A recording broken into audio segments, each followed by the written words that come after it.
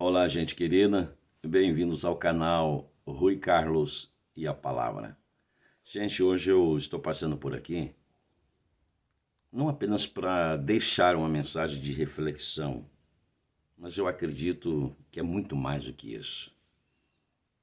É um segredo, uma chave poderosa que vai nos auxiliar e muito no sentido de vivermos a vida e encararmos as circunstâncias adversas do dia a dia. Jesus nunca disse, eu já falei, que seria fácil viver a vida cristã. Pelo contrário, ele disse que nós viveríamos um mundo de aflições e tribulações, mas que deveríamos ter ânimo.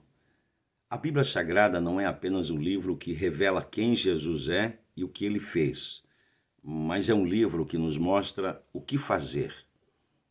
Nos apresenta chaves poderosas, segredos que são importantes para que a nossa caminhada se torne uma caminhada de êxito e de sucesso. No Evangelho de Mateus, no capítulo 14, eu quero ler apenas 2 versos e depois nós vamos trabalhar um pouquinho o contexto. No verso 25 do capítulo 14 de São Mateus, diz assim: na quarta vigília da noite, Jesus foi ter com eles andando sobre o mar. No verso 32 diz assim: assim que ambos entraram no barco, cessou o vento.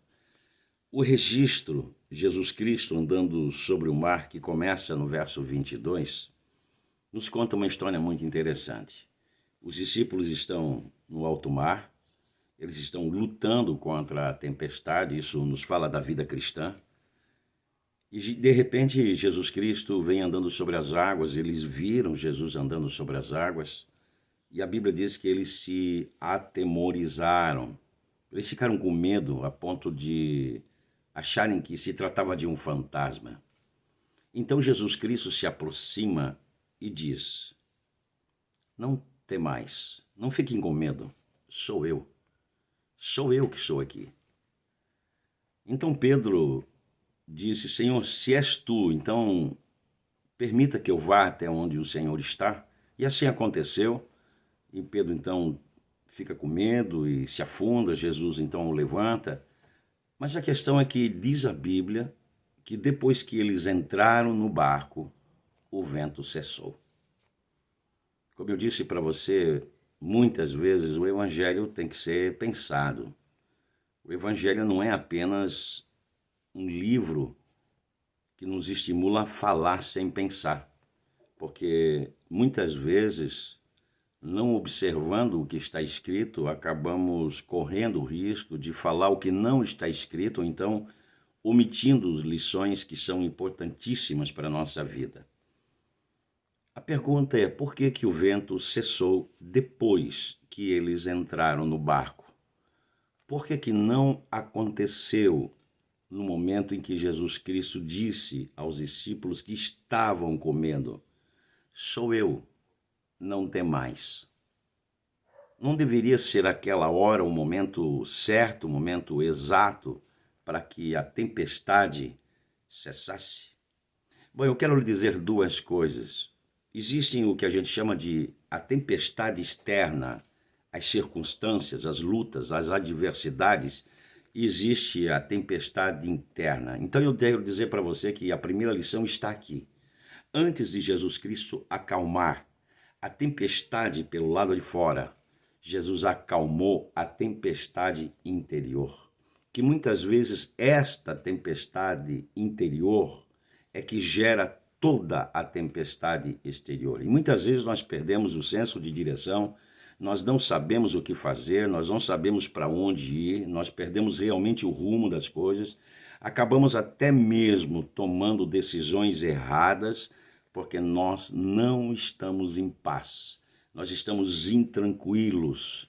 Não há no nosso coração senso de segurança, de certeza daquilo que nós estamos fazendo. Então a questão aqui é que Jesus Cristo nos traz uma lição muito forte. Primeiro, você precisa acalmar o seu coração. A tranquilidade interior, a paz interior é a mais importante, a mais relevante. Quando a Bíblia diz que depois que eles entraram no barco, então a tempestade cessou, isso quer dizer o seguinte, que quando você está bem com Deus, quando você está em paz com Deus, quando você está alinhado com Deus, todas as coisas, elas vêm para o seu devido lugar. As tempestades exteriores, as adversidades, as lutas, elas se acalmarão, porque nada é mais importante do que a paz interior. Por essa razão, Jesus, antes de entrar no barco, ele faz uma reconstrução interior. Ele diz, sou eu, não temam. Ou seja, primeiro se preocupa em estar bem com Deus. Coloque como prioridade na sua vida e andar em alinhamento com Deus. E as outras coisas, elas seguirão o fluxo normal. Se Jesus estiver na sua vida, o vento vai cessar. Se Jesus estiver no seu coração, a tempestade vai cessar.